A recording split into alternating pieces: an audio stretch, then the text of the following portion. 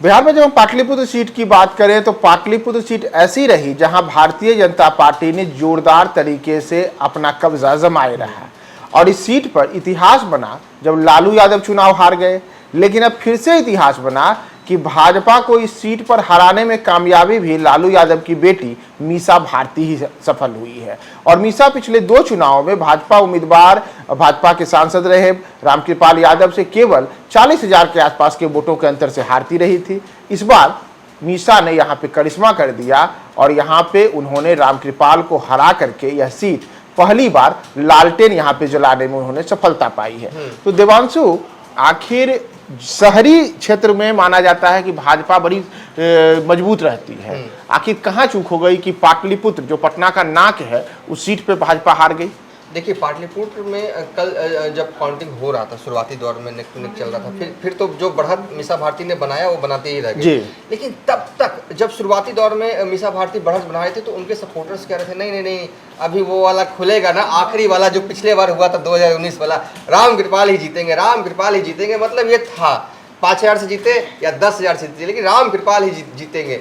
लेकिन मीसा भारती जीत गई 85,174 वोटों से। मीसा भारती को कुल वोट जो है वो 6,13,283 आते हैं और रामकृपाल यादव को 5,28,109 मत जो है उनको मिलते हैं। जब से परिसमन बना, पहला चुनाव 2009 में होता है और रंजन यादव जीतते हैं करीब 24,000 वोटों से। उसके बाद जो है वो रामकृपाल यादव 2014 में लड़ती, मीसा भारती लड़ती है, तब पर भी जो है वो कम मार्जिन से जो है वो जीत जाते हैं रामकृपाल यादव। 2019 में 48,000 समथिंग वोटों से जो है वो रामकृपाल जीते। इस बार सबसे हाई मार्जिन से जीतती हैं पाटलिपुत्रा से 85,174 वोटों से मीसा भारती जीती हैं। और ये जीत आरजेडी की शुद्ध रूप से जीत है और प्रत्याशी की भी हार, क्योंकि देखिए पाटलिपुत्रा में करीब जो है वो सबसे ज़्यादा यादव समाज के लोग रहते हैं, करीब 6 लाख यादव रहते हैं, ठीक है। उसके बाद भूमियार समाज के लोग करीब 3 लाख रहते हैं, तो कहीं ना कहीं पाटलिपुत्रा के जो यादव हैं वो रामकृपाल यादव को वोट देते आए हैं, तभी वो तो इस बार क्या रामकृपाल से जो यादव है वो नाराज भी है और वोट उनका शिफ्ट हो गया है मीसा भारती की ओर? कुछ तो शिफ्टिंग एग्रेसिवली वोट पर, जैसे कि हम लोग देख रहे थे कि पिछले 2019 के मुकाबले इस बार 2024 में पाटलिपुत्र लोकसभा क्षेत्र में वोटिंग परसेंटेज भी ज़्यादा हुआ है। तो हो सकता है कि प्रधानमंत्री मोदी ने जिस तरीके से डायरेक्ट अटैक जेल भेजने वाली बात तेजस्वी यादव को कहा, और यादव यहाँ कई संख्या में रहते हैं, मतलब सबसे ज़्यादा यादव ही रहते हैं, तो हो सकता है कि उसका नतीजा यहाँ पर रहा हो। और निजी तौर पर जिस तरीके से लगातार 10 साल से सांसद थे, उसके नाते भी कई लोग कह रहे थे, पब्लिक ओपिनियन में भी ये बाइट आ रही थी कि हाँ, अगर सांसद के तौर पर देखा जाए तो न्योता पुरने वाले सांसद के तौर पर उनकी पहचान है। तो कुछ लोग कह रहे थे कि पूड़ी और चावल खाने के लिए हम उनको सांसद, पूड़ी पुलाव वाले सांसद, पूड़ी पुलाव खाने के लिए थोड़ी ना बनाए। अब जनता भी कहे ना भैया, शादी और किसी भी न्योते में मत आइए, काम कीजिए। हो सकता है ये भी एक फैक्टर रहा हो, मतलब निजी तौर पर भी हार रही हो। तो मतलब कि 2-3 पॉइंट्स हो सकते हैं। एक पॉइंट में आप ये रख लीजिए, बीते 25 मई को पीएम मोदी जो है वो 3 जगह पर जो है वो चुनावी सभा करते हैं, जिसमें कि पाटलिपुत्रा लोकसभा क्षेत्र में भी सभा करते हैं। और इस सभा में भी इसी बात को जो है ना प्रियदर्शन जी दोहराते हैं कि जो है वो जो भी जिन्होंने भ्रष्टाचार किया है उसे वो लूट लेंगे, जिन्होंने नौकरी के बदले जमीन ली है उसे वो जेल यात्रा की जो उल्टी गिनती जो है वो शुरू कर दें। मतलब इस तरह का बयान तेजस्वी पे अटैक हो सकता है कि यादव समाज के लोगों ने एग्रेसिव इसको लिया हो।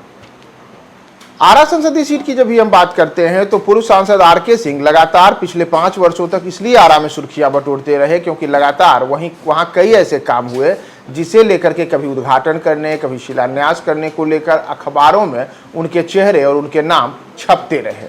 लेकिन चुनाव हुआ तो चुनाव में आरके सिंह का सारा किया गया काम कहीं नहीं दिखा और सीधे वहां पर सुदामा प्रसाद का, जो कि वामपंथी दलों के उम्मीदवार थे, उन्होंने जीत हासिल कर ली। तो आखिर सबसे ज्यादा काम करने को लेकर के अपने चेहरे को सुर्खियों में रखने वाले आरके सिंह से कहां चूक हो गई कि इस बार भाजपा को वो आरा में जीत दिलाने में सफल नहीं रहे? हाँ, देखिए, काम किया, मेहनताना जनता ने नहीं दिया। अगर जनता ने नहीं दिया तो जनता ने कुछ सोच समझ कर ये किया होगा, ठीक है। सुदामा प्रसाद जो कि वैश्य समाज से आते हैं और आरके सिंह जो है वो राजपूत समाज से आते हैं। सुदामा प्रसाद जो है वो तरारी से विधायक हैं और उन्होंने 2019 में सुनील पांडे को हराया था। ये हार क्यों हुई, ये बड़ा मतलब एक तरह से अगर मुझसे कोई पूछे तो मतलब कि आरके सिंह में बहुत कॉन्फिडेंट थे अपनी जीत को लेकर। खुद प्रत्याशी को भी लग रहा था कि वो जीत जाएंगे, और यहाँ तक कि अपने चुनाव कैंपेन छोड़कर वो काराकाट जैसी जगहों पर वो प्रचार करने के लिए जा रहे थे, अपने सहयोगी के जीत सके इसके लिए, क्योंकि खुद भी राजपूत आते थे और पवन सिंह भी काराकाट में राजपूत का ही वोट जो है वो काट रहे थे, तो राजपूत का वोट काराकाट में न बटे, इसलिए आरके सिंह ने काराकाट में मोर्चा संभाला, लेकिन खुद की सीट जो है भी वो न बचा पाए। ऑपरेशन जी क्या कितना बताया था आपने?